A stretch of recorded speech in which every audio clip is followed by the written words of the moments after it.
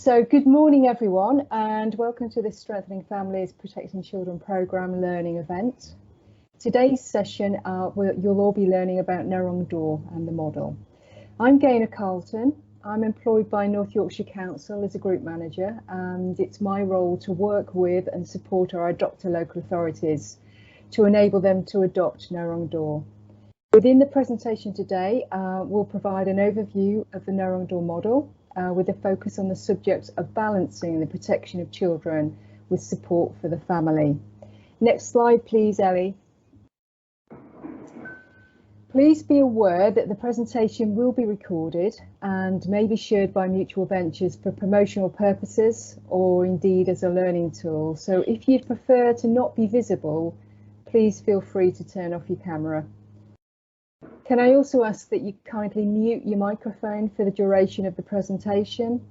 And please feel free to use the chat function should you have any questions or comments. These will be collated in the background by our colleagues in Mutual Ventures, and they'll be responded to as soon as we can. Next slide, please. We're very honoured today to have representatives from each of our adopter local authorities supporting North Yorkshire. Each of them will describe a key aspect of their journey adopting Neuron Door into their local authority. To talk you through the agenda, I'll set the scene and provide a brief overview of the Neuron Door model, and then I'll hand over to my colleague Ian Kirkup, who will talk about the importance of lifelong connections for young people, followed by RAISE, which is an approach we use within the model for safe management of risk. Then Linda Bulmer, Assistant Director in Redcar and Cleveland County Council, will talk about how they've developed their core values and aspirations. Following this, Rob Hamer, Service Manager in Middlesbrough Council, will talk about how their Neuron Door model, Futures for Families, has positively impacted on wider system change in their local authority. Next, Charlotte Bisson, Deputy Manager in Warrington Council, will share a case study from their Neuron Door model called The Lighthouse. Then Tammy Tai Wang, Restorative Practice and Relationships Officer from North Yorkshire, will then talk about trauma-informed practice, holistic and restorative approaches, and the importance of the use of language. This will then be followed by Ian Godfrey, Head of Service in Rochdale Council, who'll share an example of some wonderful practice in the Neuron Door Hub called Our Place, where they've supported a young person to move from their home in the hub to a foster family home. And last but by no means least, Michelle McNee, Residential Service Manager in Norfolk Council, will talk about their Neuron Door model called New Roads and how partnerships have been positively developed through their operational board. Next slide, please. And just a reminder, guys, if you could please put all of your microphones on mute for the next 90 minutes, that would be really appreciated. OK, so within the following slides, I'll give you a brief overview of the Neuron Door model. Next slide, please, Ellie. So Neuron Door is a non-traditional approach of working with young people, many of whom are experiencing complex and difficult situations. The model provides a holistic approach that has a residential home known as a hub at the centre, combined with a range of additional services, including outreach support for young people who are on the edge of care, a range of accommodation options alongside a variety of support approaches, and a team of specialist roles who are part of the core staff team working in the hub. And at the very heart of the approach is the key worker relationship with the young person, which aims to be long-term, reliable and focused on sticking with the young person. Next slide, please, Ellie. This diagram shows the model's accommodation options. The hub is at the centre with numerous branches coming out.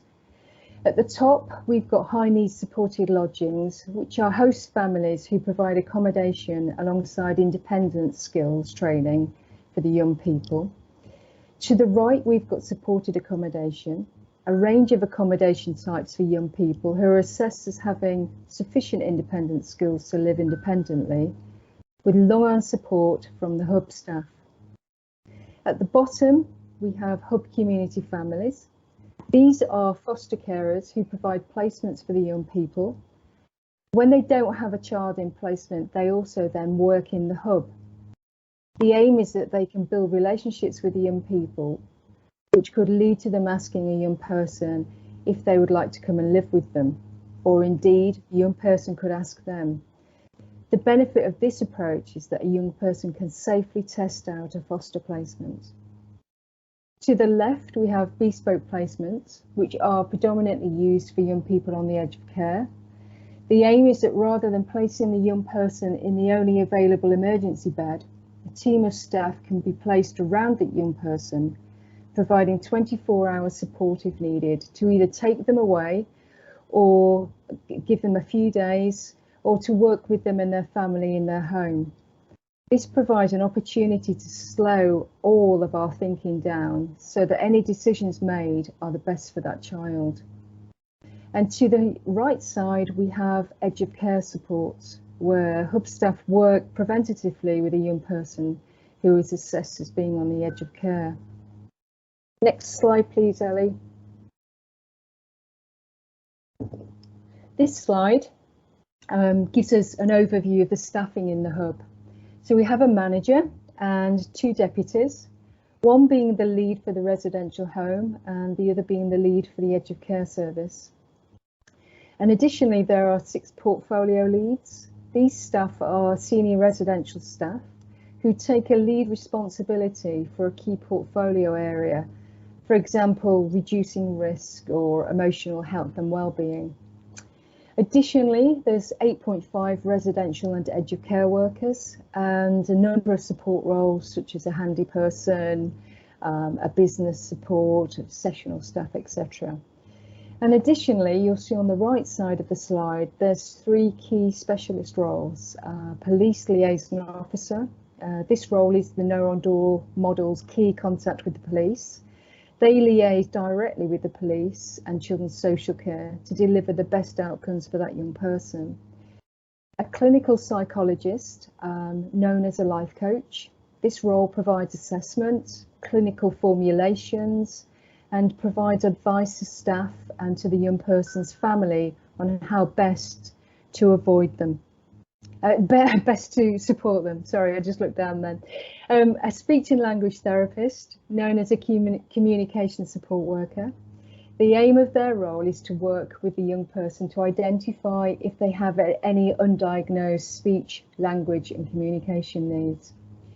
Additionally, within the structure, there is a police intelligence analyst who has access to information from the police, social care and youth justice databases. This information enables them to identify potential risks for the young person and gives them opportunities for the police to disrupt any that could potentially criminalise the young people.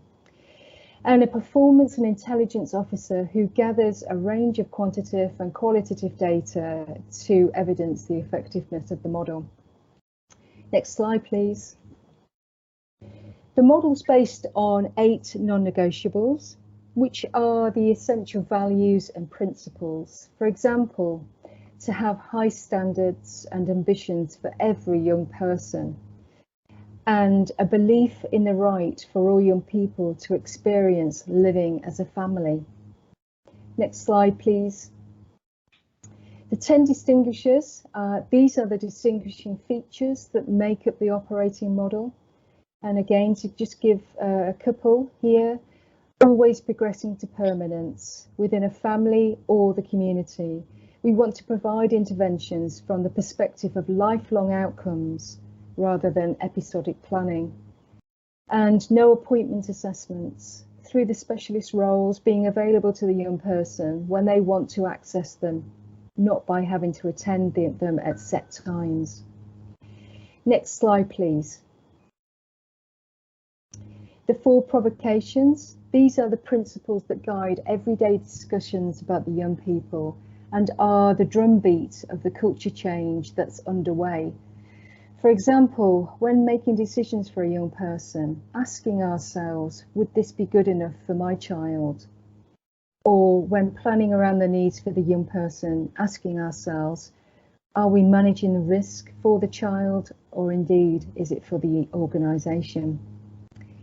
Next slide, please. So No Wrong Door now has been in operation for 6 years, and this slide highlights some of the positive differences made within North Yorkshire through the use of the model. And to pick a few out, the frequency of young people being reported to the police as missing has reduced by 74%, which in turn has saved an estimated £1.4 million in costs avoided for North Yorkshire Police over that 6-year period. And the numbers of young people being admitted to hospital has reduced by 92%, with presentations also to A&E and emergency services having reduced by 88%.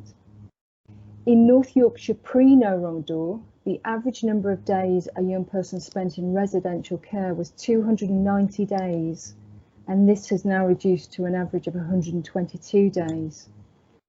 Through the preventative educare work, 92% of the young people supported have not become looked after, which is just incredible.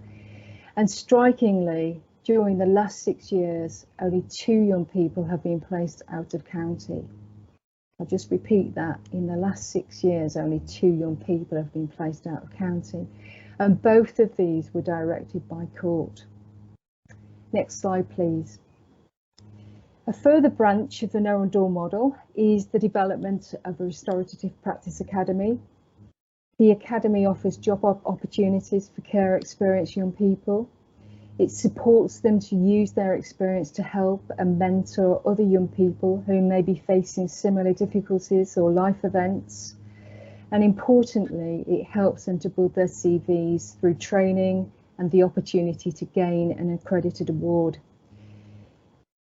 That concludes a whistle-stop tour of the No Wrong Door model. I'll now hand you over to my colleague Ian Kirkup, Group Manager in North Yorkshire. Thank you. Thank you, Gaynor.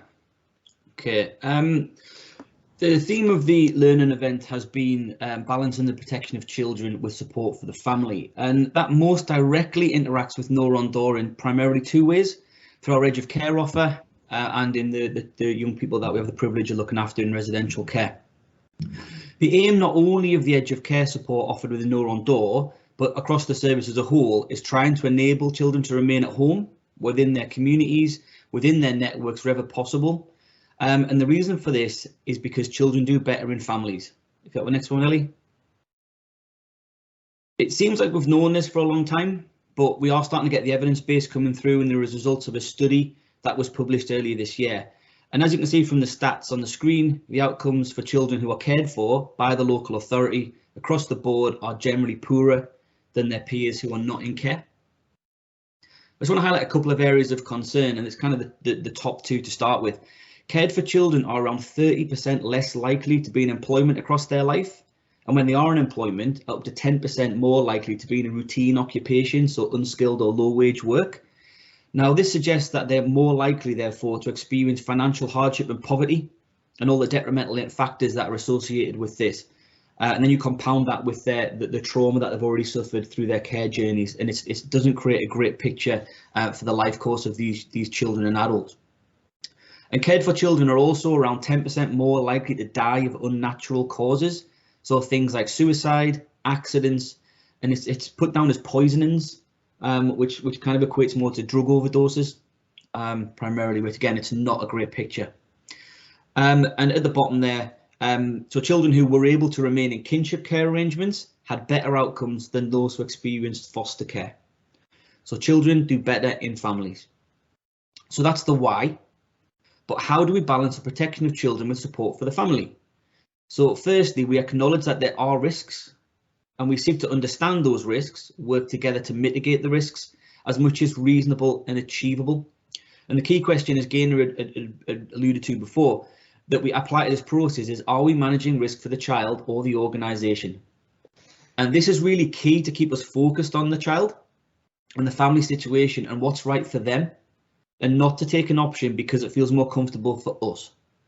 And that's not just us as in Neuron, the local authority, that's right across the partnership, police, health, school, the family themselves, their wider network, their community, anyone who's helping out with that family, we ask that question to them. And this really helps us to create a shared understanding across that partnership, so that we can all stand together with the family and collectively hold an agreed and acceptable amount of risk. And therefore gives us a better chance of trying to keep that child, maintain them within that network. We also achieve this by building relationships, and we try to see the whole network surrounding the family, and we help them to create lifelong connections which can support and sustain the family long after we've left their lives. We also want to try and break cycles. We want to look, beyond this episodic planning and think, right, so when we aren't here, who is going to support this family? Because we don't want to have to see that kind of the boom and bust we see in families where things get better and then they kind of slide back down, the support moves away, the family doesn't really manage, and we have to come back in there and start all over again. So we want to try and create lifelong connections so that they can be supported long after we are no longer needed. So that's the edge of care very quickly covered. But if children do better in families, what does this mean for children in residential care? The next one, Ellie. Cheers. So for children in residential care, some of their important lifelong connections to families are lost and sadly never to return. In some cases, not all cases, obviously. The children we look after in our hubs generally haven't had smooth transitions through their care journey and have experienced a lot of trauma and rejection in their lives, which can understandably lead to difficulties in forming and maintaining relationships. And so kind of over time, their concept of what family means to them is often very different to a traditionally held view of family, which may never be available to them. So does this mean, therefore, that they're less deserving of lifelong connections and stability that a family is supposed to provide? Absolutely not. So within Neuron, we need to redefine the concept of family for some of our children in residential care and accept that family looks very different for them. However, if through their network, whatever they perceive as family, they can experience the love, acceptance and support that you would get from your family, then why shouldn't we support them to make this happen? And that means sometimes you have to be a little bit more creative and go looking for connections in different ways. And also understanding just that I want to reiterate the kind of the second from bottom point. Professionals may need to be part of this network for a long time and stick with the child. While we're creating these more natural connections, we might have to fulfill that role, and we're happy to do that as long as it's suitable for the child and they're happy with it. We will be there for them. So again, it's as with everything that we do, relationships are at the core. We get to know our children, we accept them, we love them, we try and understand them in their context, and that really helps us to build aspirations for the future.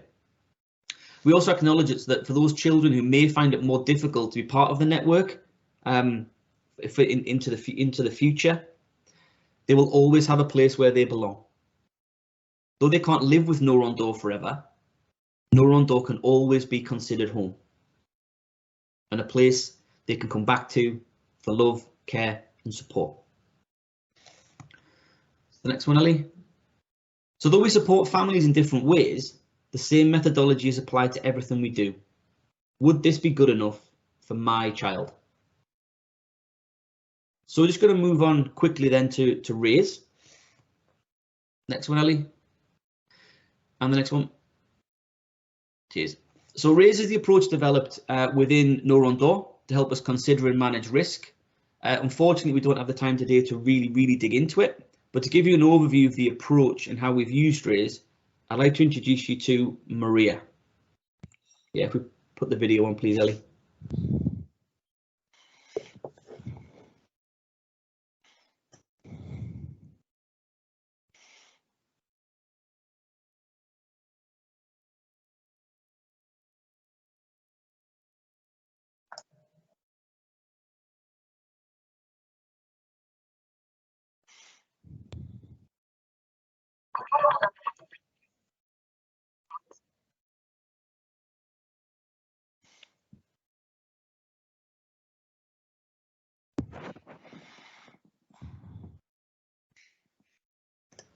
Can't hear it, Ellie.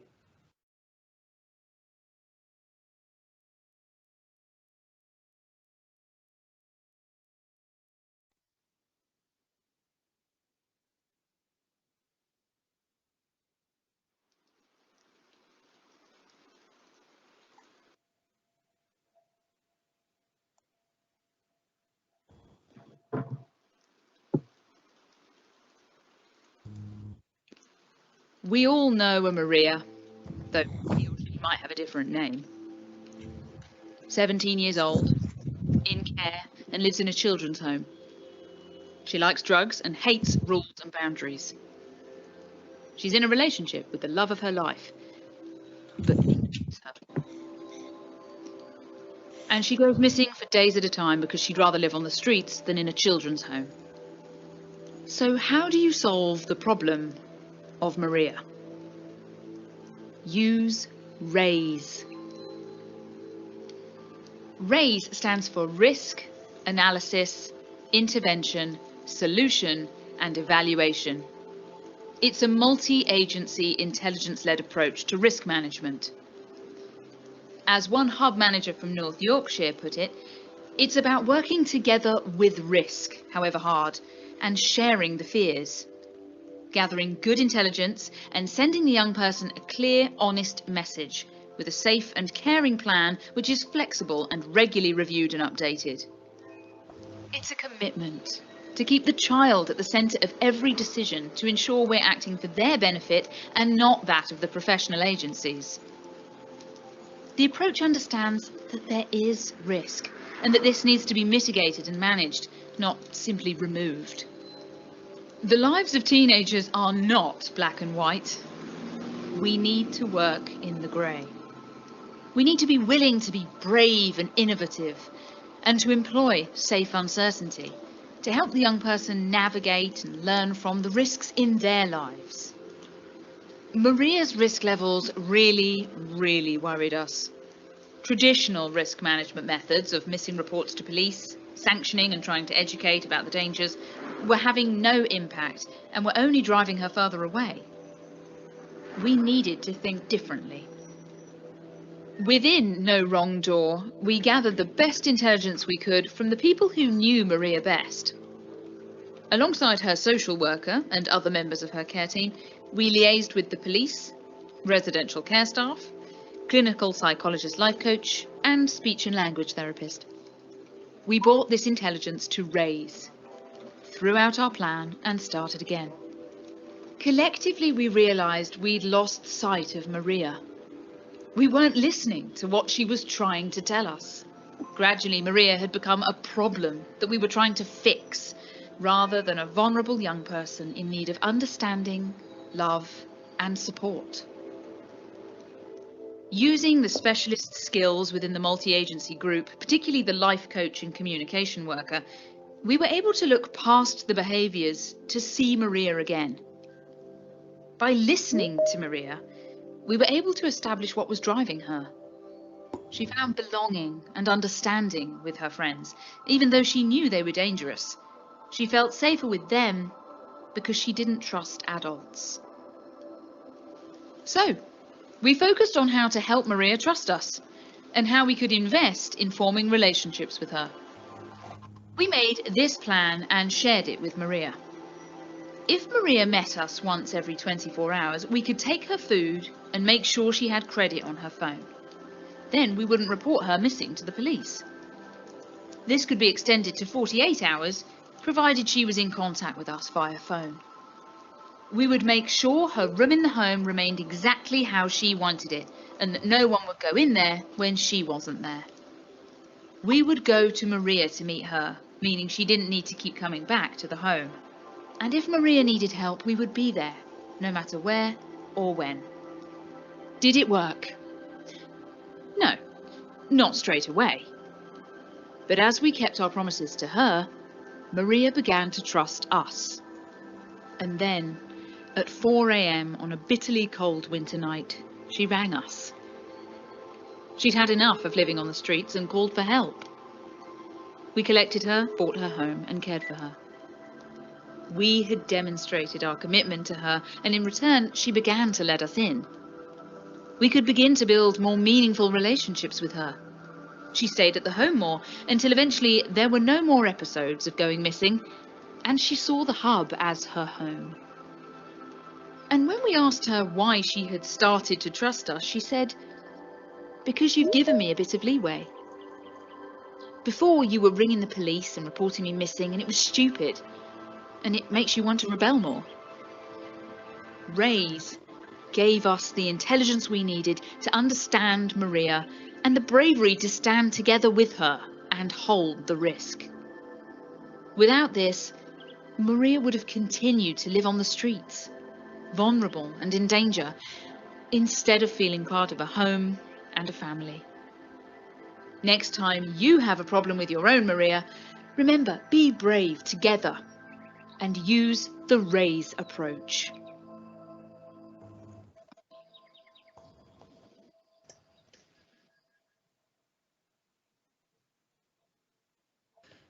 So, as we can see from the story of Maria, we worked alongside her to try and manage that risk, and we did that through looking at relationships first. And that again is that you're going to kind of get sick of hearing it today, but it's the cornerstone of everything that we do. We seek to understand what's driving the behaviour. If we can meet the child there, as we did with Maria, it gives us a better chance of creating meaningful and lasting change and breaking the cycle, and allows us to better manage the risk. But we can only do this by everyone standing together, holding the child close, being brave and not giving up. And ultimately, it all comes back to relationships, feeling loved, wanted and important. So I'll pass you back to Gaynor. Thank you very much, Ian. That was wonderful. I'm going to hand you over now to Linda Bulmer. Linda is... Morning, everyone. Good morning, Linda. Linda's Assistant Director in in Redcar and Cleveland. Welcome, Linda. Oh, welcome. Thank you again for the introduction. Yes, so I'm just going to talk some slides through how Redcar and Cleveland's journey so far. We launched 2 weeks ago. We haven't got the hub registered as yet. That's still going through the process with Ofsted, but we opened 2 weeks ago with our Educare offer. So the presentation is really about the journey from our first idea of introducing No Wrong Door and to actually the point of where we are now and our aspirations for our future. Gaynor, are you controlling the slides? We have the wonderful Ellie behind the scenes doing that. So when you need to move through, Linda, just say, please, next slide. Lovely, thanks, Ellie. I'll just be sort of flying through some of the first slides, certainly won't be reading them. This is just to give you a little bit of background so that colleagues around the room can compare their local authority with ours. We have just under 28,000 children and young people, and we've got our fair share of deprivation and poverty. As you see, they're 48th in the index of multiple deprivation. Very diverse community from and some of our, as you can see, there's 7 out of our 24 wards sitting in the top 10 most deprived, so 30% of the area. Thanks, Ellie.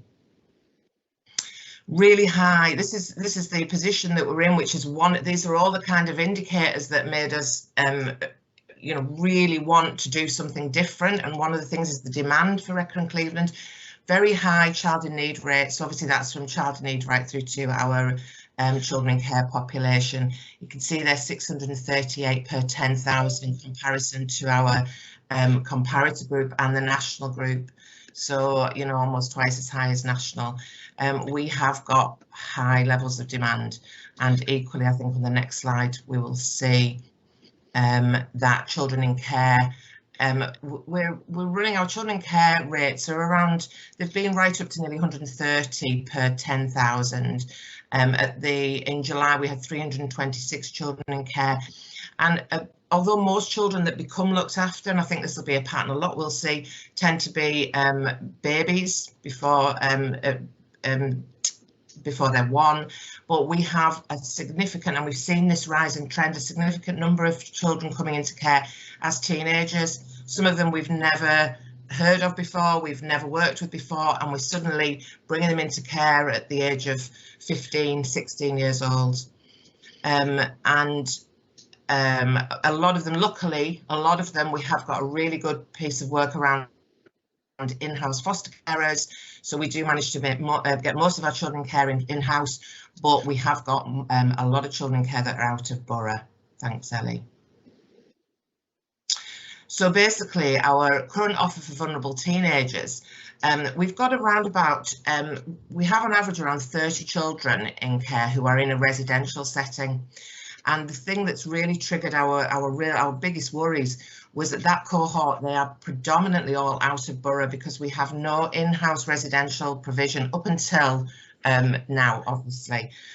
So we've got no council-led provision. There are 7 providers in the borough that are private providers with actually spaces for 30 young people, but we currently only have 3 of our young people in those in borough placements. So most of our young people are out of borough, and the average number of days that those young people stay in residential is 638 days. We are not strong at getting our young people back out of residential care and back home into a loving family environment. We do have, and I think a lot of people might have seen this, a lot of the providers that we work with don't have although they're offering generally very good care, their culture is very much, or I've put there, is not conducive to reunification home. They want to keep those young people in that residential placement until they're 18 and settle them. And something that really sort of resonated with me was when I was working with North Yorkshire and colleagues, and one of the colleagues said, you know, if you've got a young person who's really settled and stable in residential, then they shouldn't really be there. They need to be thinking about coming back home, working. We need to work with them either to reunite them with their home or getting them into a home environment, into a foster placement. And this was one of the real triggers for us around really needing the No Wrong Door and a new approach. Thank you, Ellie. So our biggest worries we were worried about the rising number of children in care, and actually our needing to sort of work more around networking and family networks, because this wasn't a strength of ours prior to us starting on this piece of work. And I've touched on it there. We're really worried about the length of time that young people remain in residential care, and we didn't have enough options. We feel as though once we moved those children to residential care, there was no other option for it. Other things that we worried about was listening to our children, young people, and what are they saying. And our final biggest worry was about, and again, I'm sure this is a worry for lots of us, is the increasing prevalence of exploitation, or the risk of exploitation, more risk-taking behaviours. And we felt as an organisation sometimes lacking in the confidence to be able to deal with this, particularly this increase in criminal exploitation that we're feeling. And so we've got children presented with much more complex needs and not the resources or the skills to be able to deal with that. Thanks, Ellie.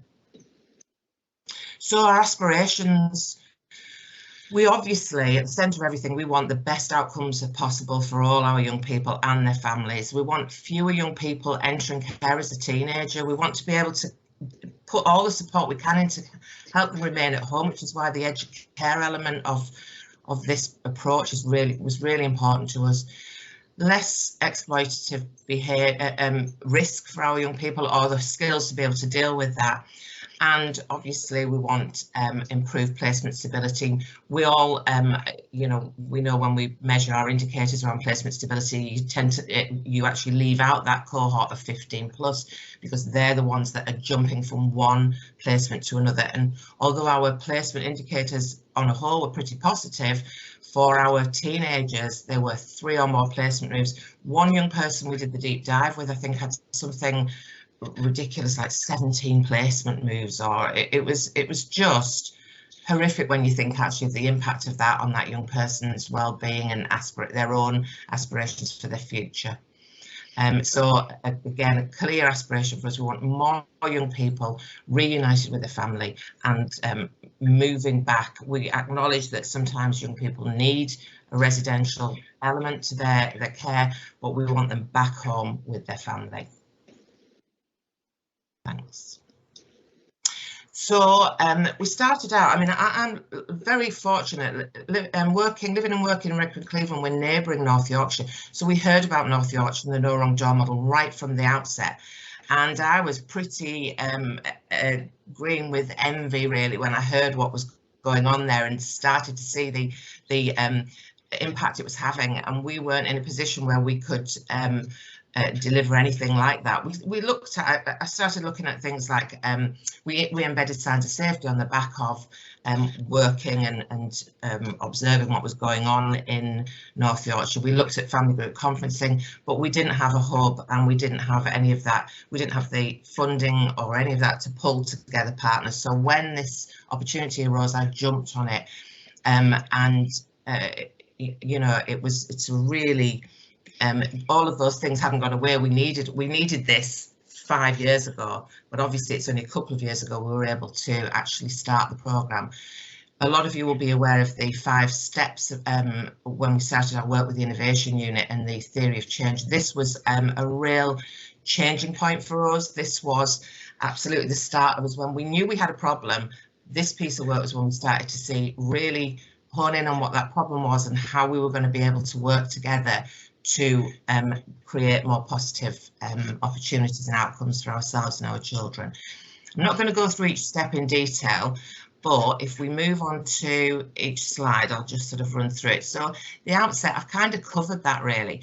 What the Innovation Unit did with us, they looked at all our data, they looked at our cost of proposal, they recognise, obviously it's there for everyone to see, our data and our demand was huge.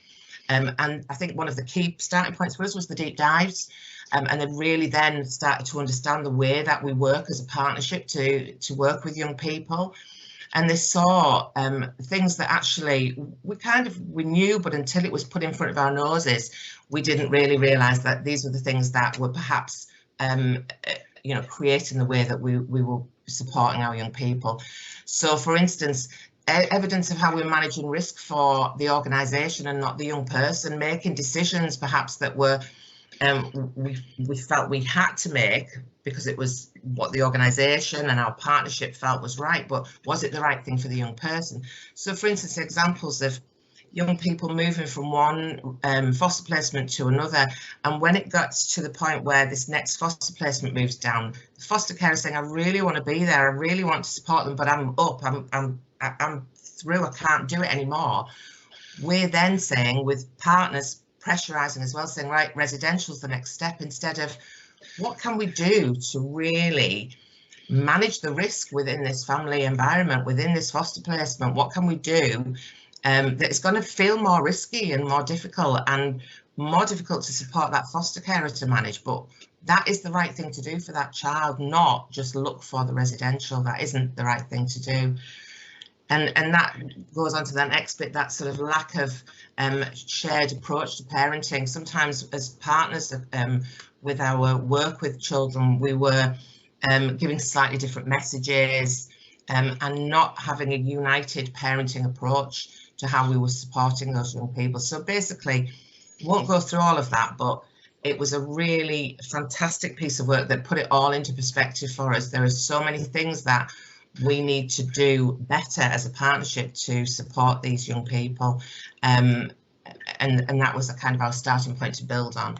Thank you. So we had lots of positives in terms of the work we work with partnerships. We had, and we certainly didn't throw the baby out with the bathwater, if you want to say. We looked at what we have got and what does work in practice, and we've got some really good strengths in our partnerships.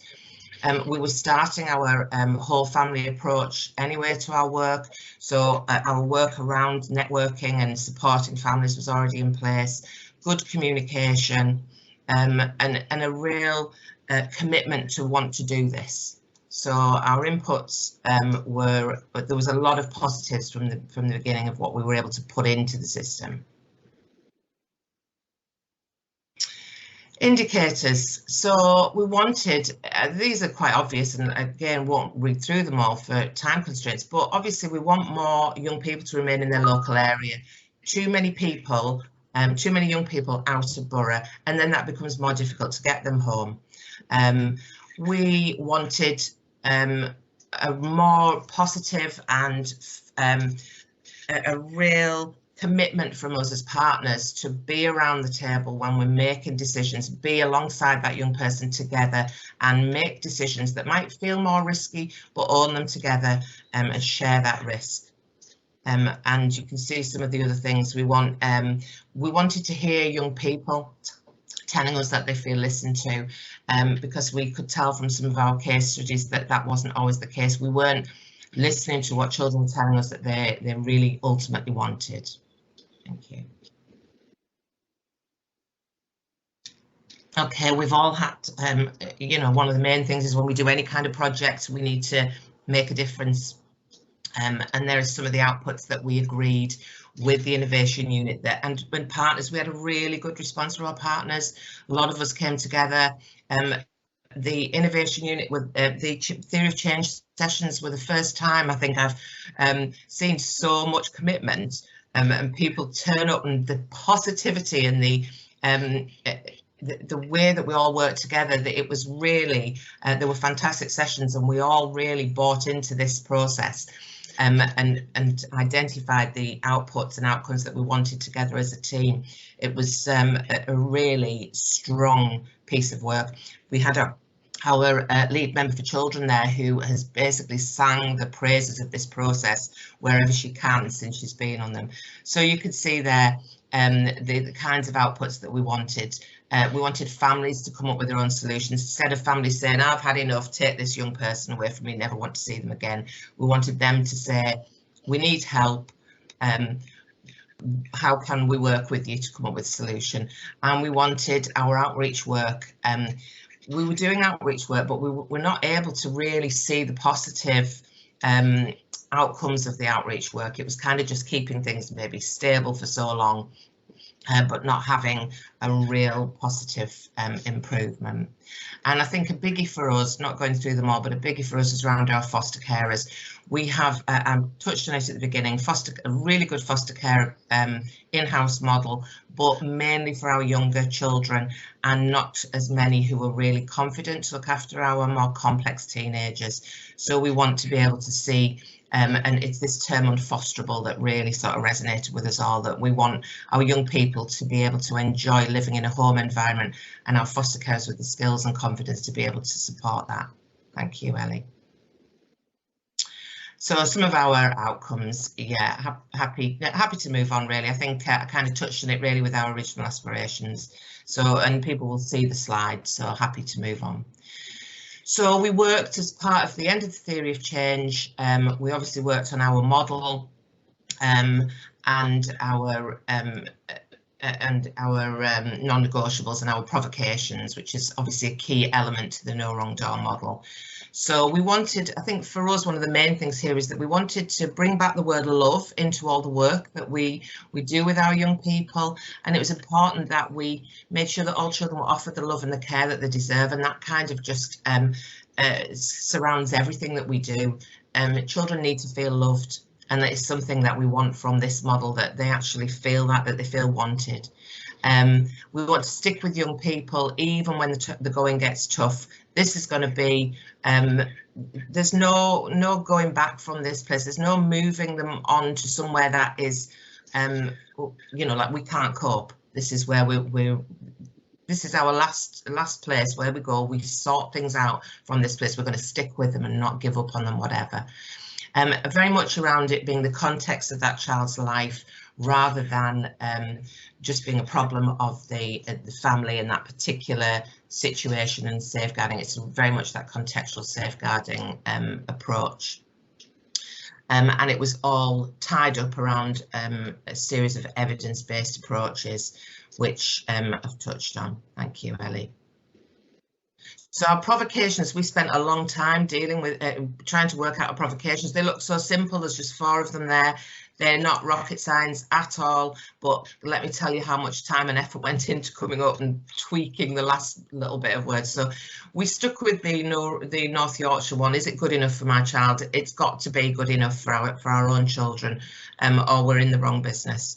And we wanted to ask ourselves, when we're making these decisions, when we're being challenged by our partners, we want them in residential, or we want to ask ourselves these questions all the time when we're having those challenging discussions.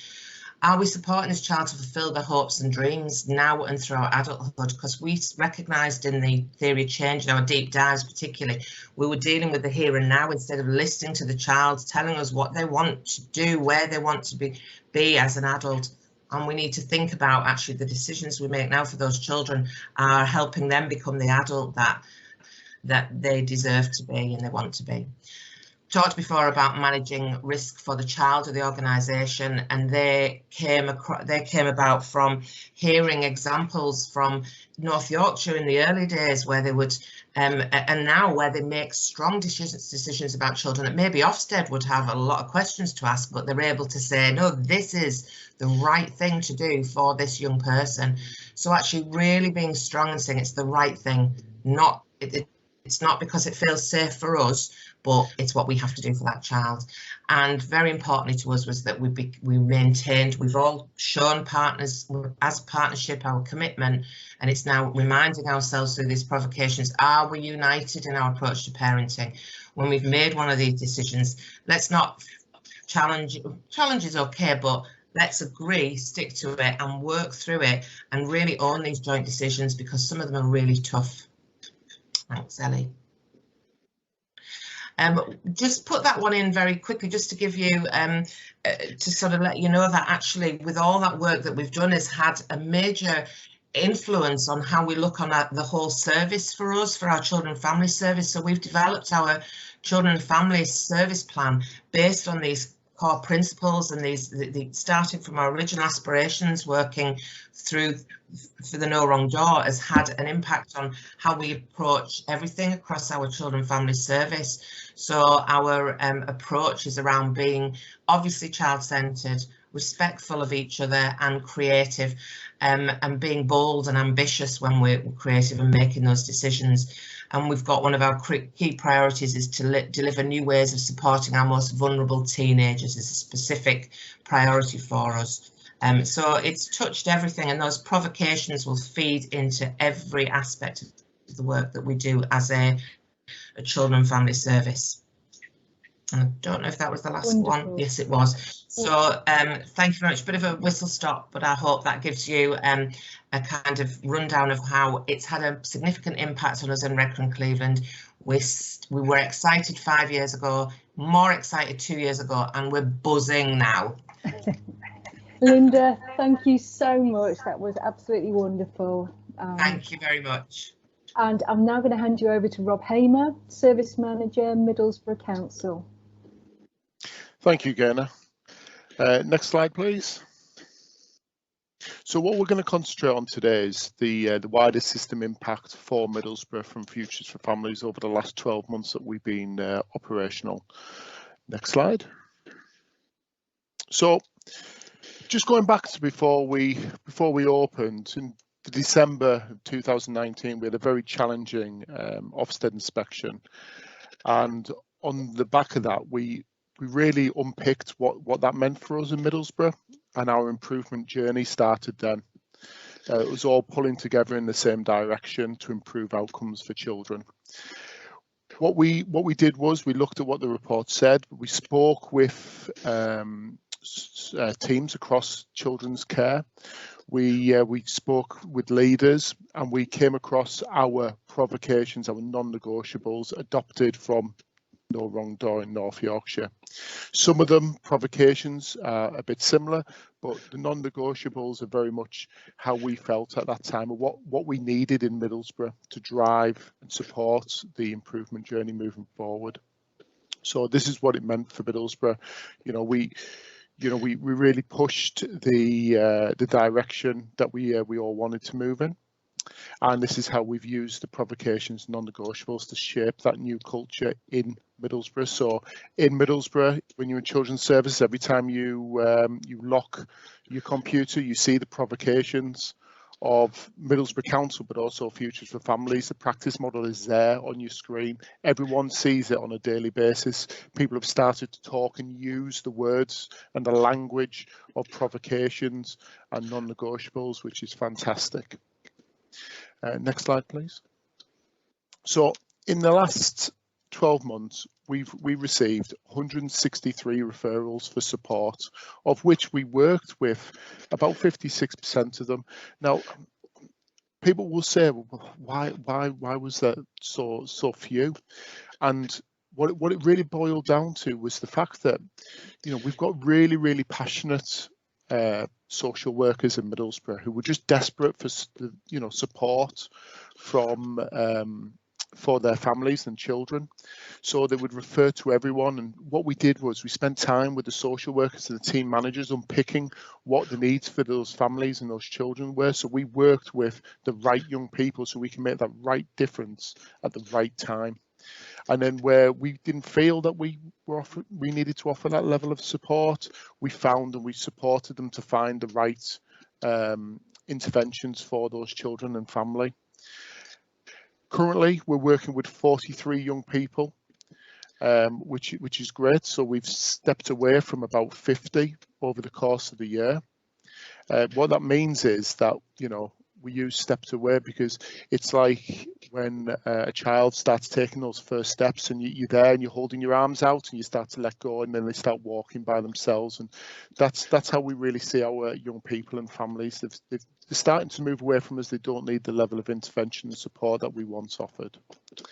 We've had 3 young people return home from residential placements to family.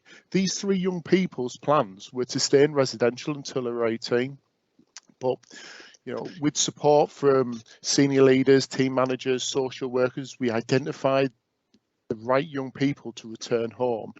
And not only have they returned home, but actually they're no longer classed as looked after. They're not even child in need. They've been stepped away from children's services, and it's really positive outcomes. And it's all from using well, basically the whole model. We've had young people come through the hub. We've had young people use our foster care before returning home with the support from the key worker, and some really fantastic outcomes for those families. 2 of our young people who are currently in the hub have previously been in external residential with high levels of support. So one of them having 3-to-1 and the other one actually having 4-to-1 at times levels of support.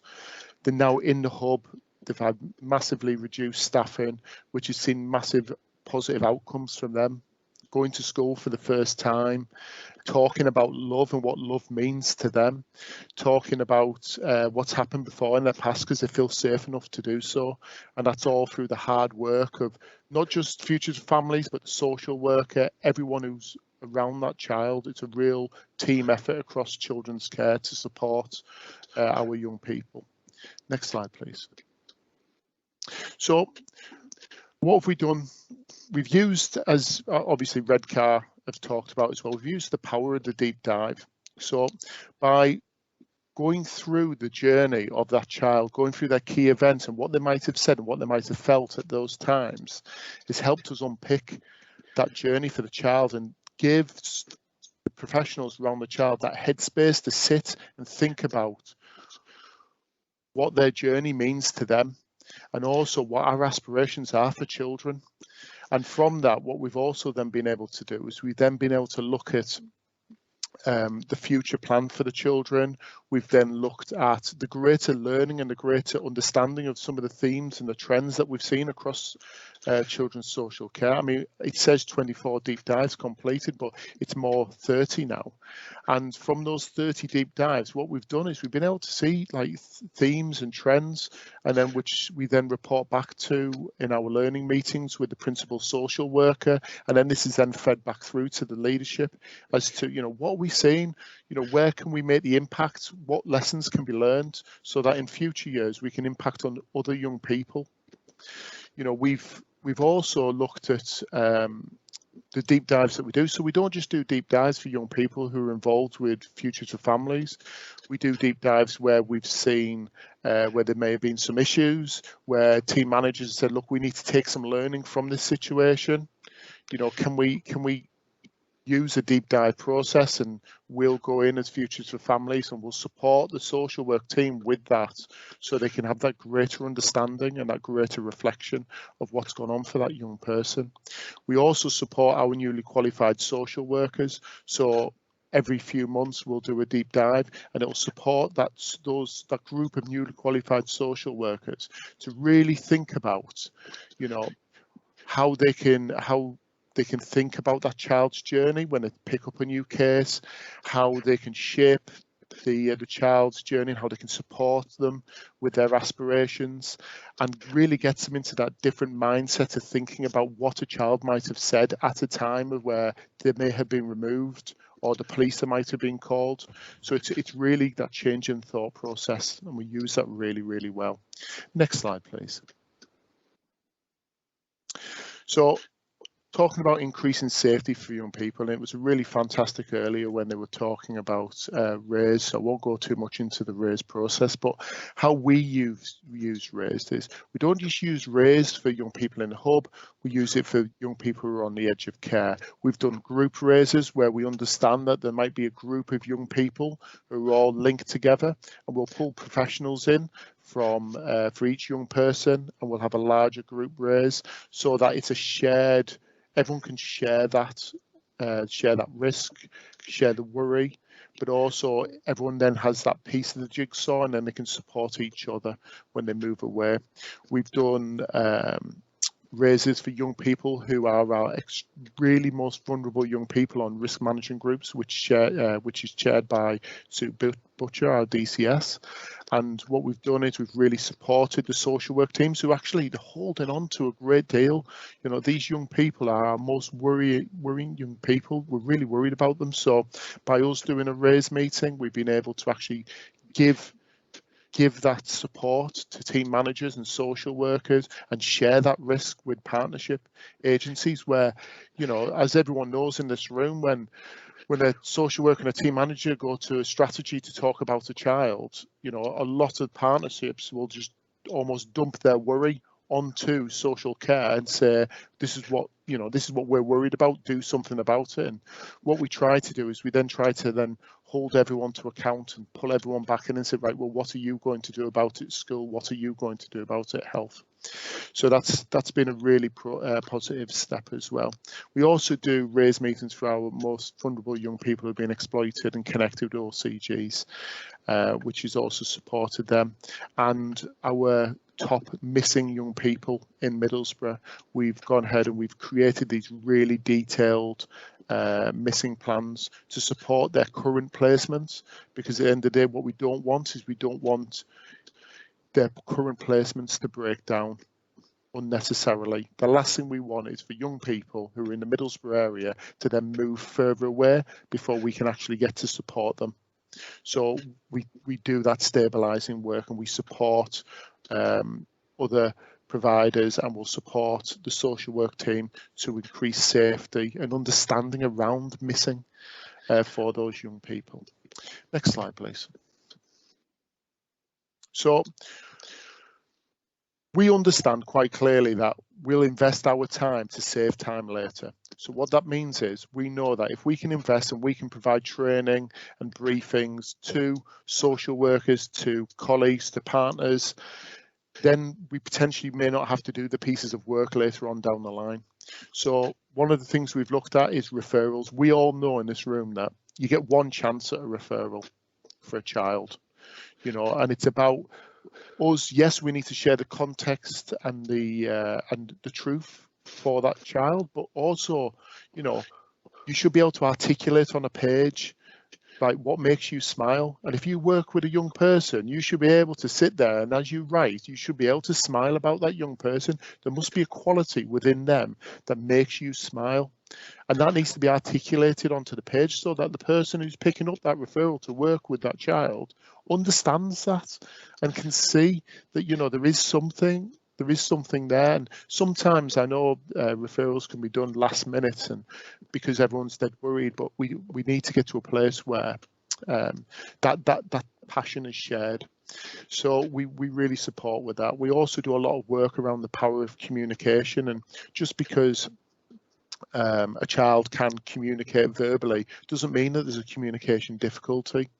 And that needs to be put across, and we do a lot of work with professionals and colleagues around understanding that. You know, I believe it's something in the region of about 70% of the young people on Futures for Families all have a communication difficulty. Well, what we say to social workers, well, if you think about that for us in the cohort of young people we work with, and if you've got a caseload of, I don't know, 20, 25, you know, 70% of those young people will have a communication difficulty, and about 63% of those young people won't be known to speech and language services. So we need to look past what that child is saying and what does that actually mean for us. We do a lot of work around trauma-informed practice with colleagues across Middlesbrough, and I know our life coach, she really supports how we can actually get professionals to look past the behaviour and look and see the child. And I think seeing the child is so crucial. We also do presentations around Futures for Families, ourselves, who we are and how we can help, because we're there to help. We do deep dive processes for newly qualified social workers to support their development. And most recently, we've been supporting the development of the supervision training for managers and leaders across children's care as well. Next slide, please. So I just want to touch on some of the cost avoidance and savings in the first 12 months. So we brought back to Middlesbrough, two young people who extremely, you know, complex, very difficult lives. Nowhere else in the country would have these two young people. It was really sad. However, and the cost of roughly £28,000 a week. Now, these two young people have made massive progress. They're talking about love for the first time. They're talking about stuff that's gone before in their past. You know, they're opening up. They're going to school full time. You know, the enjoyment they get from like doing activities at school is absolutely phenomenal. And I can't be prouder. One of our young people, she joined the football team. You know, and this is a young person where previously external provision, external residentials wanted to find this young person a secure health bed.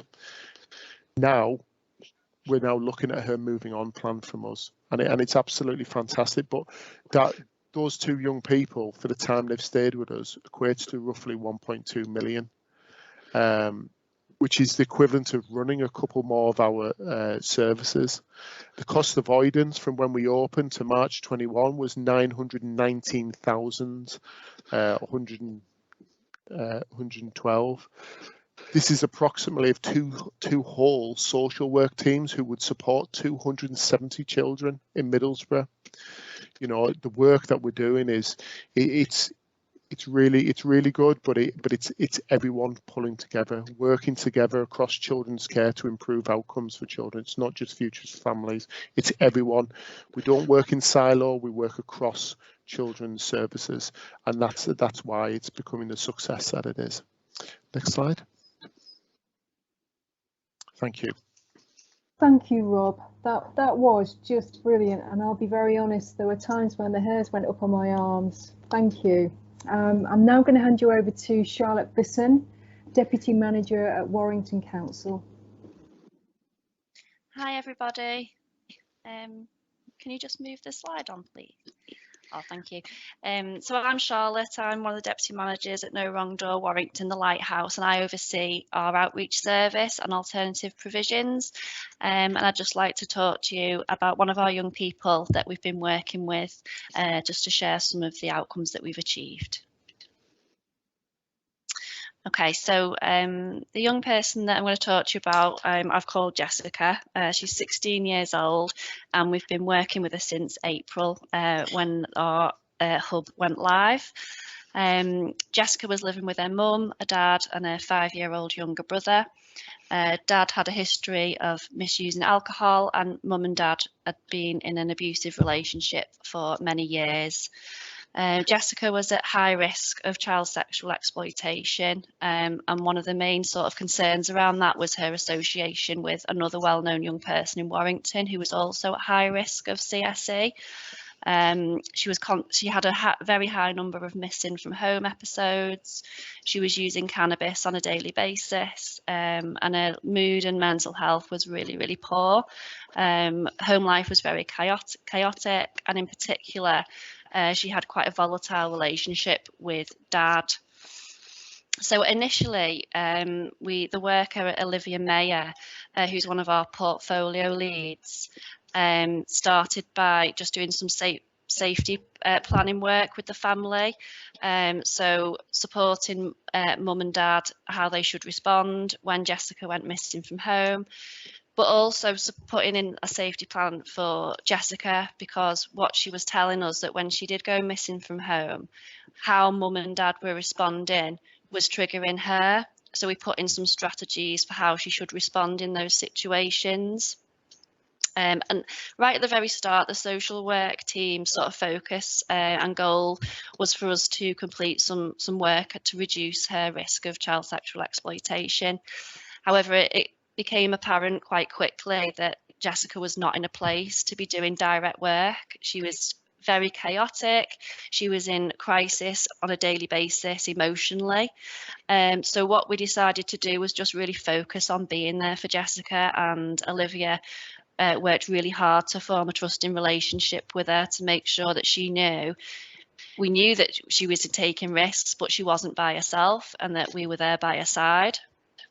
So Olivia did that basically by being there on a daily basis. She'd speak to Jessica 4, 5 times, 6 times a day. And she made sure that when Olivia wouldn't be available, that Jessica knew, which was really important for her, because she really had some difficulties trusting people. So if Olivia didn't answer the phone, she'd feel that instant feeling of rejection.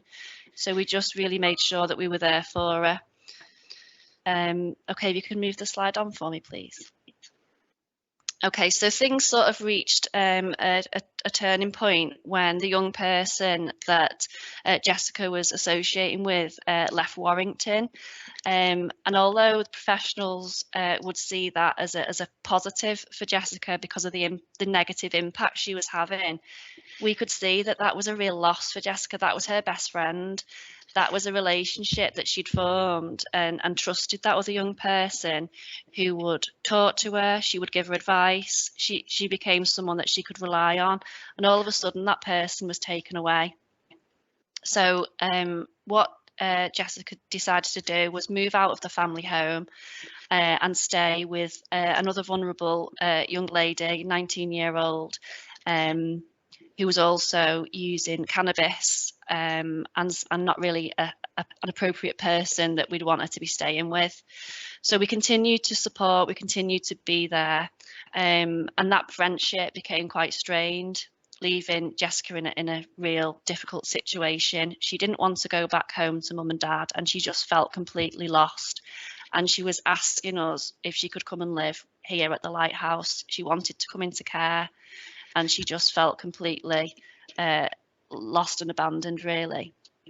So she went to school that day. She didn't know where she'd be returning. She didn't know who'd be collecting her from school and where she'd be going to live. And as you can imagine, she was extremely anxious and uncertain about what was going to happen. But luckily, we'd had formed some really positive relationships with school. So we were able to keep them informed about what was going on so they could support Jessica throughout the day.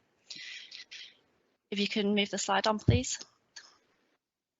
So what we did, we decided to go and speak to mum about the situation, and we really tried to advocate for Jessica and sort of share with mum how she was feeling, what her experiences of home life were, and what she needed from mum.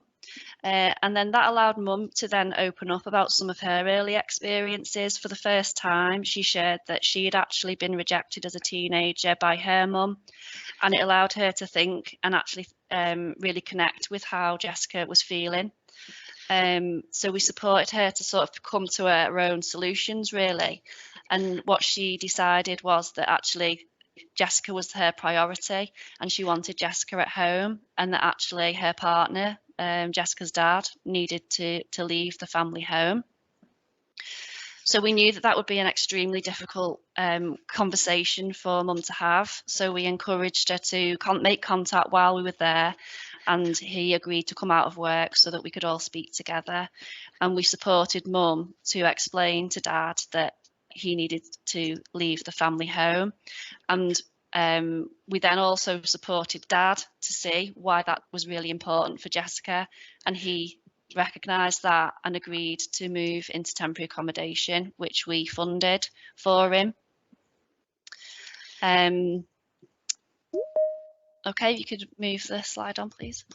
So what we decided to do was to support everybody in the family individually. So we allocated a worker to Dad to support with him to provide some stability for himself, because we knew that there was a 5-year-old boy in this family as well, and he needed to maintain that stability and be able to spend time with his dad. So we managed to support Dad with accommodation needs. We knew that Mum was really struggling and felt lots of feelings of guilt asking Dad to leave, so we made sure that she had somebody there who could just go around and have a cup of tea, just somebody to just be there at the end of the phone when she needed it, when she was struggling, and also just to reassure her that she was doing the right thing for her children. We then consulted with our life coach, who was then able to offer Jessica some therapeutic support. And we just really wrapped around this family. And it was then that when Jessica felt for the first time that Mum had put her first, that she had that stability and that security, and was actually able to think about all the other aspects of her life. What did she enjoy? What were her aspirations? And we found out that she had a real passion for DJing, and she wants to be a DJ. So we got in touch with a local DJ and set up some sessions for her to go and learn how to do that. We were able to support her to sit actually some of her exams at school. So we worked closely with school for her to have a reduced timetable, that she just went in to do the important aspects of the curriculum so that she could achieve some qualifications. And we were actually then be able to start to have some conversations around the risks that she'd been previously taking, and around the risks of child sexual exploitation and her cannabis use. Okay, can you move the slide on, please? So I think one of the main things that we were able to work with Jessica to acknowledge was the impact that the other young person that she was associating was having on her, and to recognise that actually she had so much potential and so much passion to achieve and to have the life that she wanted. She's now able to sit to recognise that that relationship was not a positive one. She's still at home with Mum and her little brother. Dad's now in private rented accommodation. He does visit the family home, and that's working well for Jessica, and she's happy with that arrangement. There's been no further missing episodes since Dad left the family home. The cannabis use is significantly reduced. She's accessed some therapy from our life coach. We took her to a job fair, and she's now secured a part-time job and is starting college. And as I say, she can now see that she doesn't, now she's on this path, she doesn't want to go backwards, and she wants to just keep looking forward to the future.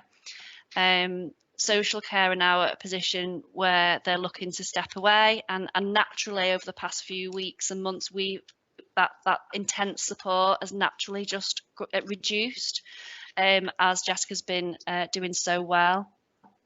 We are now at a point where the young person who had left Warrington is due to return.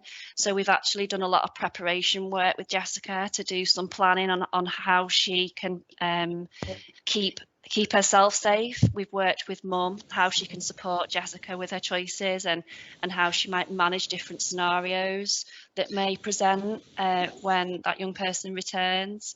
And we are really hopeful that she's now in a position to maintain the progress that has been made, and that, you know, she knows that her mum is there for her and that is by her side, really. So naturally we can now start to take that step away, which is really positive. And that's my final slide. Thank you for listening. Lovely, Charlotte. Thank you. That was great. It's so good to hear Jessica's story. I'll now hand you over to Tammy Taiwan, a Restorative Practice and Relationships Officer in North Yorkshire. Thank you, Gaynor. So I'm going to talk to you today about two separate things. So we're going to have sort of a brief overview around trauma-informed practice, the importance of the use of language and restorative practice from that holistic perspective. And then I'm also going to talk to you about the Restorative Practice Academy that we have here in North Yorkshire. So next slide, please, Ellie. So adversity in childhood is something that I'm incredibly passionate about and drives my practice and continually encourages me to keep children and families at the heart of what we do. As we know that language is an incredibly important tool, and in my experience we can use it in a really positive way to build relationships with our children and our families. So today what I want to highlight is the importance of being trauma informed and that it becomes a way of being and not a process of doing. Because being ACE aware, adverse childhood experiences, has an incredibly positive impact when we're trying to build relationships with those really complex families.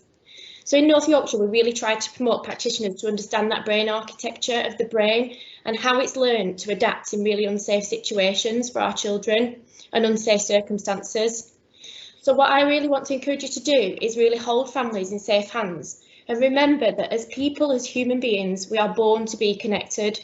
And the power of human connection is so powerful, as I'm sure you can all relate to. Often children and families, I believe, have been given labels which often leaves them to believing perhaps that they're faulty. But in North Yorkshire, what we recognise through that trauma-informed lens is that their miraculous brain has actually helped them keep safe and survive in really unsafe situations in their lives. What I'd really like to promote you to think about is the quote from Dr. Bruce Perry. And what he says is, if we don't repeat trauma, if we don't repair trauma, we repeat it. So as he reminds us to think about, you may forget, but your nervous system doesn't. So what we challenge you to do today is have a shift of language from, instead of thinking about what is wrong with him, what is wrong with them, what is wrong with her, have that mindset of thinking, what's happened to them, what has happened to her, what has happened to him. And sometimes that shift in language can really make us understand things in that more trauma-informed way. So another phrase that I like to use when I'm working with practitioners and work with families historically as well, is this child attention seeking or is this child attention needing? Next slide, please, Ellie. So hope lives for us all. When we understand how the brain reacts to stress and early trauma, it helps us clarify how and what has happened in our pasts and shapes us who we are today. It reminds us to think about who we are, how we behave, and why we do the things that we do. And I think through this lens of the child's world, we can help families and children to build a renewed sense of worth, personal self-worth, and ultimately recalibrate their responses. In North Yorkshire, we are absolutely encouraged to be dignity-driven in our practice through that healing and through that connection. And in my experience of working in North Yorkshire, what we do is we douse families with compassion and empathy. As you all know, adversity in childhood is incredibly common, and which we know can have massively long-lasting impacts on emotional and physical health of our children when they become adults. That is when their stress response system is activated over and over and over again. It goes from being adaptive to maladaptive, to life-saving, to health damaging. Next slide, please, Ellie. So children who suffer trauma frequently live in that persistent level of fear. And as I'm sure you all know, fear shuts down the cortex of the brain, which is the thinking part of the brain. If someone has had a life with uncontrollable, extreme or prolonged stress, particularly in their early years, they're most likely to think before they act. So being emotionally available for us as practitioners is key to healing. Healing takes place where there are dozens of therapeutic moments available each day, like they are in our hubs. So current brain imaging, as you can see here, are pretty sophisticated, and we know now from MRI scans that they show measurable differences, where studies have shown that if you compare a group of children who suffered adversity to a group of children who suffered no abuse, we see sizable differences in some areas of the brain, the activity and the brain connections. Thanks, Ellie. Next slide. So if we see the connection between biology and behaviour and view families through that trauma-informed lens, and remembering, for me, this is hugely important today, that ACEs, adverse childhood experiences, can be interrupted through those therapeutic moments. Remember that trauma did happen out there, but it affects us in here. And I think for me, the most wonderful quote I've ever heard is by Oprah Winfrey. And what she tells us is that a child's biography does not have to be their destiny. As the ACE study in America tells us, around the ACE score, health links are strikingly clear. This is becoming known as the silent crisis. It shows us that child abuse and neglect, I'm going to really emphasise this point now, guys. Child abuse and neglect are the single most preventable cause of mental illness. It's the single most common cause of substance and drug misuse, and a significant contributor to the leading cause of death, such as heart disease, cancer and stroke. What I really want to encourage practitioners to do is be that therapeutic container. Stand with families, not doing to them, and remembering, guys, that words create worlds. And I'd like to end this PowerPoint now with this wonderful slide, with this wonderful quote that again is from the book by Dr. Bruce Perry and Oprah Winfrey, What Happened to You? And for me, this says everything about what we can do as practitioners with everything that is absolutely within us already. So it says, just as a traumatic experience can alter life in an instant, so too can a therapeutic encounter. By being present, being kind, being attentive, and being responsive, simple human connections can help heal children who've suffered trauma.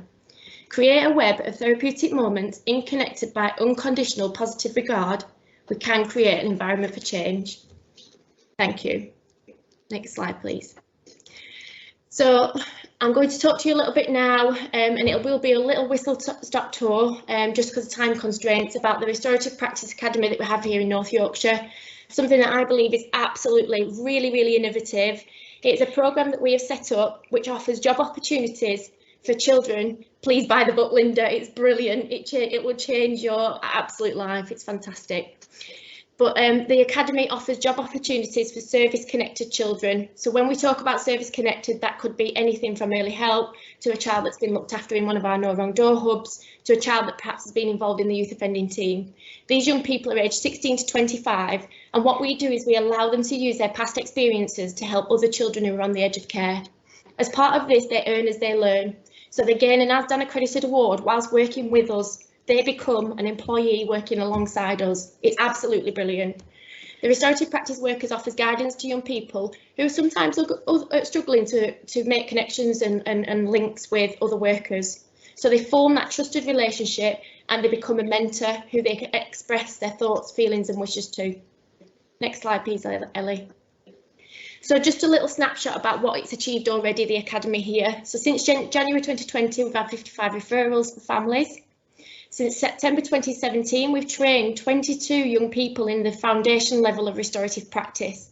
Of those 22 people, we've offered 16 of those contracts of work. So they come and work with us, alongside us in North Yorkshire. 70% of those children are care experienced themselves. And since January of this year, January 2020, apologies, we've recruited 11 more relief workers. 3 of them have gone on to have successes of university placements, working as apprenticeships in schools and employment in one of our children's home as well. But I don't want you to take our word for it, because it's all good and well us talking about these things. I'd love for you today to meet Louise, who offered to do this clip, who's one of our care experienced young people who now works with us in the Restorative Practice Academy. Next slide, please, Ellie. Hi, my name's been asked to do a short video because I work with the Restorative Academy. So the reason I got into this job role is because I am a care experienced young person. So I was in foster care from the age of 11 till the age of 18, and then I was with the leaving care team till the age of 25. So I do have an absolute passion for working with young people. With working with the Restorative Academy, it has helped me connect with young people and helped me to help them with experiences that I've also experienced in my life. So I did come from quite an abusive background, emotionally and physically. So I felt like I was going through constant grief when I was growing up, because I was learning to love people and then I was losing them. For example, in and out of foster homes, people in my life who I didn't think I would lose, I lost. Growing up after leaving care, I was also losing people. So I always felt like I was in a constant state of grief. I think when you grow up, you think the trauma's going to end. You think that that's it, childhood's over. I'm 25 now, I'm leaving the system, but unfortunately, being a care experienced young person, it does have a habit of creeping up on you, and trauma does creep in. So last year I did lose my brother to suicide, which made me actually quite depressed. I've never felt that low before. I didn't obviously see it coming, and I had to connect with people who I didn't think I would ever have to connect with again, and people who I didn't want to connect with again. When this happened, I was actually working for the Restorative Academy, and they were so supportive. They were emailing me all the time, ringing me all the time, making sure my workload was okay when I returned back to work. Even when I wasn't at work, they were still getting in touch to make sure I was okay. I couldn't have asked for better support from the Restorative Academy. They were absolutely amazing. So having certain experiences like these has been able to help me work with young people, I would say on a different level, because I understand and I do have similar experiences to some of these situations that our young people do face. I think the beauty of this job is putting in all your effort into the outcome of what you've been asked to do, and achieving it. Just the feeling of it is absolutely amazing. So I think my favourite thing is when you start to see a relationship start to form between yourself and a young person, and they start opening up to you, you know that you're going to be able to help them get the best outcome that you can possibly get for our young people. So working with the Restorative Academy has also been able to give me different tools. For example, work with different professionals, psychologists, social workers, children and family workers. I've been able to apply these skills into my job role and also the restorative practice job role. I just absolutely love working for the Restorative Academy, and I love all of the different young people that I meet. All of them are different cases, so no two cases are normally the same. So, you know, you can develop skills and tools and help that young person in any way that you can. We're also giving training quite regularly, strengths and relationships training and family findings, tools that we can apply into our job role to get the best outcome for our young people, and so that they get the best from us, because they deserve the absolute best from our service and they deserve the best from us. So the Restorative Academy, they do provide all of that skill training for us, and there's constant training, constant supervisions to make sure your workload is okay, to catch up on cases, to see if there's anything else that we could be doing differently for the best outcome for the young person and their family, whatever case it may be. So when I am working with the Restorative Academy, I don't actually feel like I'm going to work with our young people. They are the future, and they do deserve all of the support that we give to them and can give to them. I think the Restorative Academy service is so important to some of our young people. Some of our young people, they don't want to connect with other professionals. Whereas with us, because we've had so much similar experiences and they do know that we do understand, it is up to you whether you disclose whether you're care experienced or not, so there's no pressure put on you there. But for example, if you do, then the young person does know that you do understand, and I find that they do open up to you a lot more, and which is really useful, because then some information that another professional may need and that may be beneficial to help the young person, we can help provide that information. I just think the service is absolutely brilliant, and I love working for it. So anyway, I'm going to stop rambling on now, but thank you for listening, and yeah, have a lovely day. Bye. Thank you, Tammy. That was wonderful, very thought-provoking, and Louise's video is so impactful, so please pass on our thanks to her also. I'm conscious, guys, we have run over a little time, and I'm hopeful that the next two speakers can make that up a little bit for us. No pressure. But let's now hand you over to Ian Godfrey, Head of Service in Rochdale Council. Okay, thank you. And I suppose I'm just sat here thinking, follow that, actually. It feels a bit like the graveyard slot now, but anyway, no, that was really inspiring. Yeah, I'm Ian Godfrey. I'm head of service for our place in Rochdale, so I have got day-to-day line management responsibility for our No Wrong Door hub. And actually, we've been on an interesting journey. We went live, I think it was probably about 10 days after we went into the first lockdown last year. So we've had a number of challenges through the course of that period, but I think this particular case study I'm going to present really reinforces why we've stuck in there really and why we are doing what we're doing. So next slide, please. So, and the next one, please. So I'm going to present a case study about Kelly. So Kelly is one of those young people who is being cared for by us, and we use that term in Rochdale, cared for. It's a term that's been chosen by our children. Been cared for us for a number of years now. So Kelly is now age 15. She has been known to children's social care since November 2005, primarily due to parental substance misuse, but obviously some other factors that have impacted on that as well. So Kelly was initially 4 years old when she was placed with her sister, her grandparents. She remained with them until she was 10 years old, but then that arrangement broke down, primarily due to incidences of physical abuse directed towards Kelly and her siblings.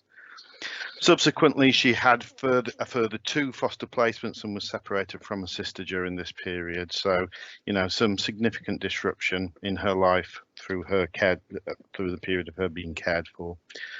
The most recent carers felt unable to care for her safely due to escalating episodes of missing from home and concerns in relation to CSE, and I'm guessing this is not an uncommon story and one that a lot of you will recognise. She was moved to an independent residential home in March 2020, but they subsequently gave notice in May 2020. And you know, that was again because of the issues that we already knew existed in relation to Kelly. So, you know, it's a bit galling that after a couple of months in a placement, the people decided they weren't able to safeguard her. At that point, Kelly did move to live with us at our place, and that was with a view to securing a foster placement whilst working with her and her family to reduce her risky behaviours. So at this point, there were some significant levels of concern. So what did we do with Kelly? So the ongoing work with her, supported by the specialist workers, reduced her missing episodes, shoplifting and risk of CSE. I think just to put this in some sort of context, there were times when she was living with us through the early part of last year where she was actually spending more time away from the home overnight than she was actually in the home. So again, some significant levels of concern there.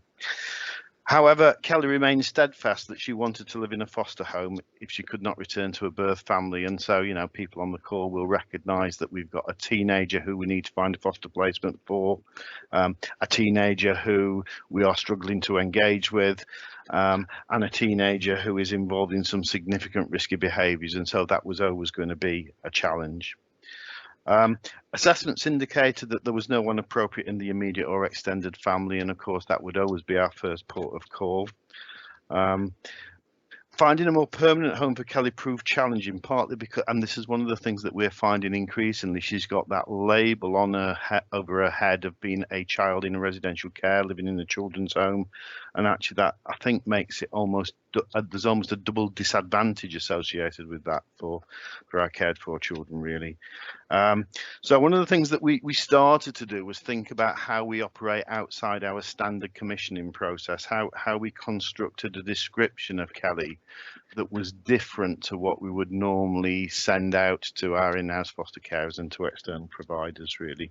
And I guess that was primarily because we recognised that our existing way of profiling children was somewhat sterile in many respects and just didn't give a good balanced view of what our young people were about and, you know, who they were. So I've just provided a few short sentences from that description of Kelly. And so, you know, it's a description that was put together between Kelly and the people that were working with her. And so it's very much in her language. So I do struggle with some of this, but, you know, so we start off, yo, I'm Kay. I'm a 15-year-old girl. I am a chatty girl and I can speak my mind. And believe me, this young girl can speak her mind. I am confident in some areas of life, but in others I try to cover up my worries by acting confident. If I cannot move to a foster home, then I know that I'd have to move to another care home, which I don't really want to do. I would like my new home to know that I don't want to go and live with my parents as much as I love them. I am a sick, this is the bit that I struggle with, I am a sick kid, and by this I mean I'm awesome. And actually, in many respects, Kelly is awesome. The next bit I really do like, actually, because I think it sums up a lot of what we need, what we are trying to do with some of our young people, you know. So when I do move, I think I'm going to find it difficult. So that acknowledgement. I will need the adults to show me love and reassure me no matter what. I have changed homes lots of times and feel let down by adults I trusted. I'm worried that this will happen again, so this is why it takes me a long time to get to know people. So I would like my new carers to be patient with me, and I really like the way that that is framed. I love it, actually, because it really focuses on what Kelly needs rather than what we think she needs. I feel as though my current home has too many staff and it doesn't feel like a home. I would like my new carers to support me emotionally. So I think there's lots of warm stuff contained in there. So what we did, so the extensive searches for a foster carer did identify a possible carer in mid-June. But I think by this time, Kelly was already starting to struggle to a certain extent in the No Wrong Door hub. So Kelly decided that she wanted to have a go at going and live with her parents and move into the carer's home from there. So I think there was an acknowledgement from her, you know, she's been very realistic. She didn't think this was going to be a long-term option for her, but actually she'd like to use some time with her parents at home as a springboard, bearing in mind that there are some significant risks that we've already identified with parents. The reasons that led to Kelly coming into care were still there in the family home. However, it was important that we were managing the risk for Kelly and not for the organisation. So actually making sure that we're getting the provocations in there and using those in terms of our decision making. But also important that we listened at that point to her wishes and feelings. And then by ensuring the shared approach to parenting, the team around Kelly all agreed she could remain at home with intensive support during the transition period. I think because we have a relational approach from our place, we were able to do that with the family, and we'd already started to develop a good working relationship with them, actually, bearing in mind that this was a family that we had struggled to work with and engage with purposefully for a number of years thus far. So we'd already made some progress in that respect, and that gave us a bit of confidence in terms of our ability to safely manage the situation. And the plan included a clear agreement with the birth parents that they would notify our place if Kelly went missing, or indeed if there were any other care concerns that were identified. So the family accepted the help and support from our place. Again, you know, I've already said that prior to this, they had been very reluctant to receive any support from anyone associated with children's social care. So it was crucial, given that the family had a long-standing and at times acrimonious relationship with children's social care. Kelly was able to acknowledge that things were not always rosy at home and move to a shared care arrangement, or move back to a shared care arrangement with our place and her parents, whilst preparation continued for her move to foster care. Kelly was aware of the challenges with her home environment, and despite the short period, the arrangement did not last, and Kelly returned to the hub at our place before moving to the new foster placement. And I think that's probably helped to integrate her into that foster placement situation to a certain extent, because actually it's a very recent episode that served to emphasise that a longer term arrangement with her birth family probably was probably not going to be possible, and probably not going to work for her. So we moved Kelly on in 3 stages. First of all, getting to know each other, and that included a deep dive meeting with the carers and a meeting with a life coach and communications worker to review Kelly's formulation. And for me, that whole exercise emphasised the real value of the deep dive meetings, because it really enabled the prospective foster carer to get under the skill of Kelly, understand her background, understand her experience, and understand her perspective on life. For Kelly, it was a transitions plan that was done at her pace and actually taken with her along every step of the journey. It included a written plan drawn up with support from the communications worker, so Kelly knew what was happening and when. And again, I think this case emphasises how we utilise the whole range of resources that are at our disposal through the No Wrong Door model. And the team were attuned and empathetic towards changes she was facing, her fears and anxieties, and obviously for her it was a big transition, and so there were a number of those. Secondly, making the move included seeking permission from both the carer and Kelly that this was the right move for both of them. Actually, certainly if it wasn't going to be right for the foster carer, then it probably wasn't going to be right for Kelly, and it wasn't going to work. Kelly had a farewell lunch where she had a choice of who to invite and a menu.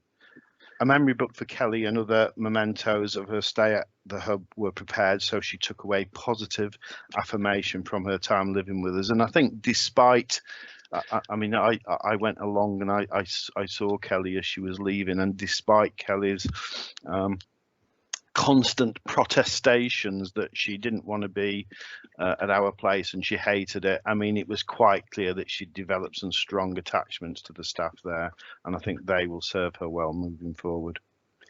And then finally, supporting the relationships. So the first 6 to 8 weeks of any placement, as we all know, are crucial.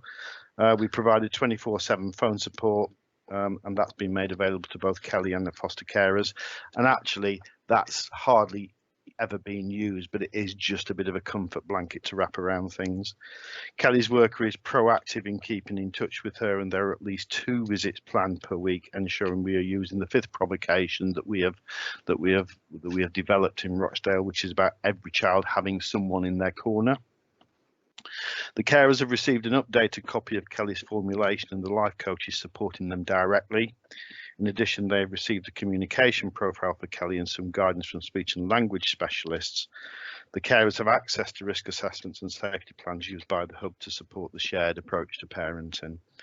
And I think it's really important, because I go back to what Kelly was saying in her description, really, and really wanted people to be patient with her and not give up. And there was a very early example, I think it was within a few days of Kelly moving into the foster home, where she had, I think in the middle of the night, she'd invited two young men into the home, and I wouldn't call it quite a party, but they were having a bit of a whale of a time, and the foster carer just did not give up on that situation. She stuck with it. She sought support and primarily reassurance from our place the following day. Just reassurance that yes, she'd responded in the right way, and yes, she was doing the right thing by Kelly. So I mean, and actually things have progressed on since then, and things we feel fairly confident that things are stable.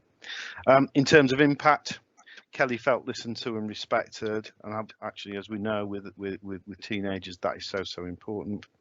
Her parents were able to work constructively with the team in spite of years of social care involvement, and I have to say, I think I've probably already emphasised it, really a very tense relationship. The foster carer felt confident she had all the information she needed to make a decision to care for Kelly. So that was about the deep dive and all the preparation work that had been done with the communications worker and the life coach. Kelly felt safe and trusted the adults around her to be able to invest in the placement in the end. Both the carers and Kelly are empowered to seek support and help from the multidisciplinary team to make this work for them. And actually that work, as I've said, is ongoing.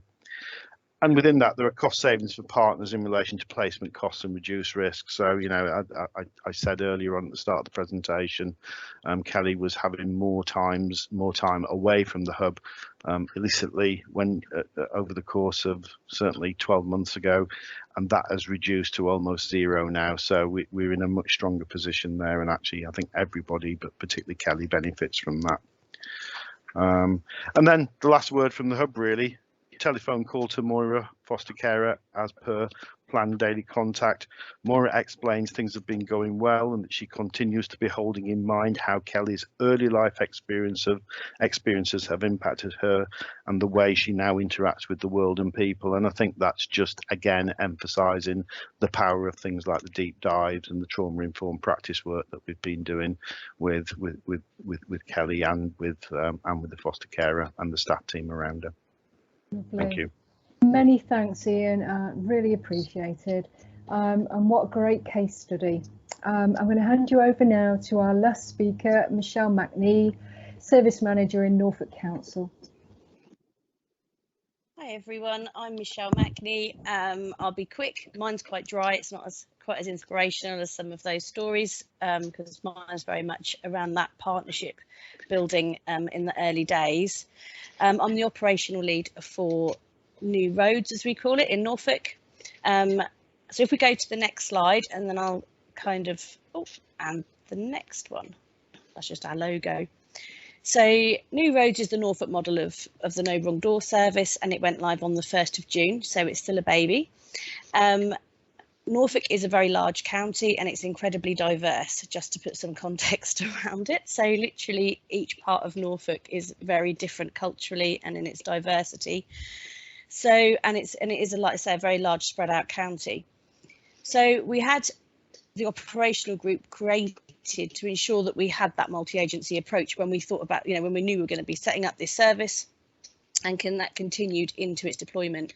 And that collaborative approach and that child-centred ethos was consistently practiced and supported across the wider system. This operational group, we met regularly every week and had other meetings in between all of that, with interventions and outputs around specific young people. And the remit of the group was really to review issues and challenges raised by practitioners and partners, including the New Roads team, who were supporting the young people within the service, and then agreeing a way to resolve those.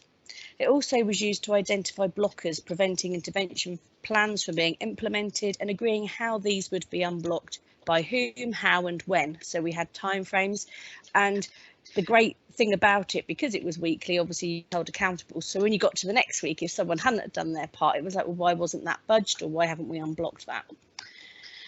It's a multi-agency group. It's made up of representation from the New Road Service, Norfolk County Council Social Care, Residential Fostering, the reviewing officers, the Emergency Duty Team, Access to Resources, which do our placements, as well as representation from Education, the Police and the NHS Clinical Commissioning Group. And Ian, actually, you also jump into these, which is always like a highlight of your Tuesday afternoon. So we go to the next slide, please. So how has the group actually helped? So we had that senior endorsement of decisions made by that New Roads team. We had escalation of issues to heads of service with specific actions resolved. We had that identification of referral themes, which indicate areas to focus on and improve practitioner understanding, because often you'll see a certain hotspot in a certain part of the county or in a certain area, or with certain teams, because it's about how you contain teams to hold risk. That identification of those specific teams was, internal and external, where greater engagement was required, so we could support that culture and ethos and get extra meetings with those. Provided the operational input into that practice development, feeding back to those teams to create improvement and better outcomes for the young people. We also had the promotion of the service and that development, for their innovative solutions, really, because we had to think outside the box, get people to work with, obviously be less risk averse. There was lots of things that we had to develop, and that really bold and creative approach that we were taking, where the child was at the centre of everything that we did. And was this good enough for our child? And just accommodating children, that isn't the way we want to be going, really, especially for our older cohorts. So we had to really be pushing our approach and make people and that frontline staff feel comfortable with that approach, and that had to start from the top down.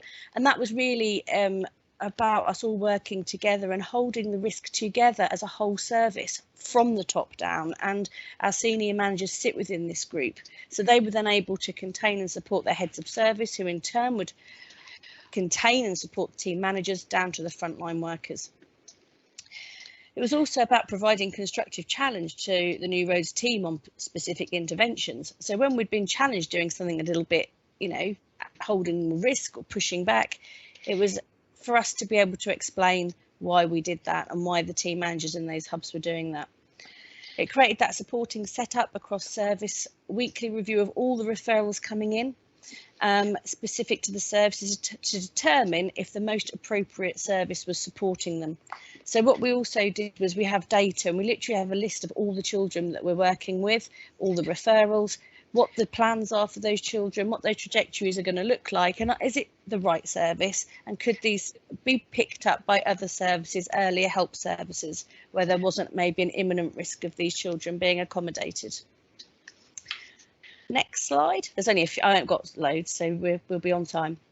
So examples that we've helped resolve would be identifying the young people to step down into fostering. The group has reviewed and challenged the placements of young people in the hubs. So those who potentially would have stayed in residential, we've challenged much harder, and with supporting those placements, we've been able to step down into fostering. On occasions, there hasn't been an immediate hub carer available. However, we have supported the New Roads team to hold on to the young person until there is one, supporting that no move until it's the right move ethos. So we don't want children bouncing around just for the sake of it. And we have stepped some down into foster placements, and one of our young people has actually gone home with one of the hub workers, and she's going to be with her as a high need supported lodgings now. So when we looked at hands off as well, there was those early examples of social workers willing to hand off young people to New Roads once the referral was accepted. The operational group were followed up with respect of heads of service to ensure on each occasion that the case holding practitioner does actually retain the responsibility. It's not for us to, you know, they still need to be actively working their cases. We also had that local police resistance to some of our intervention plans. Historic experiences of young people led to a reluctance for police to support more radical intervention, particularly where these necessitated a demonstration of trust in the young person.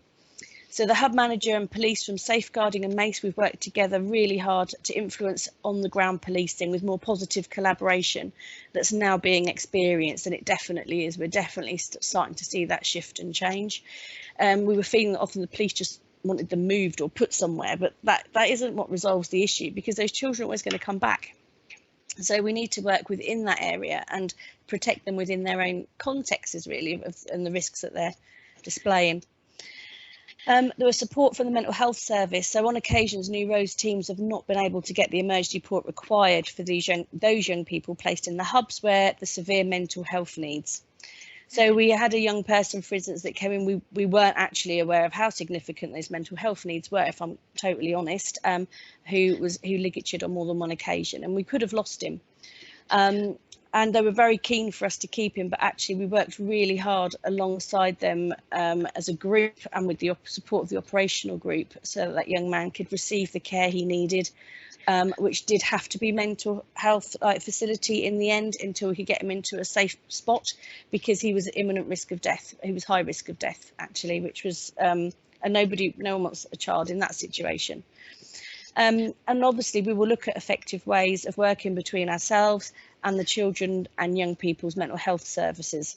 And obviously we will still be in touch with that child. We worked with him, he was part of our hub, we will stay in touch with him, and he will come out. And when he comes out, obviously we will be there, and we will do what we need to do to support him back into the community and into a safe spot. I think that's all of the slides for me. It is. Thank you so much, Michelle. That's all right. Mine was quite quick. I just... That was lovely, thank you. All right. So that concludes our presentation about Neuron Door. Please let me take this opportunity to say a huge thank you to each of the facilitators, and also to Ellie Tasker, who's been working really hard, bless her, behind the scenes, moving through all of our slides. I hope that you've all enjoyed the presentation and now have a greater understanding of Neuron Door. Thank you all for listening. Wishing you all a wonderful rest of your day. Take care and goodbye.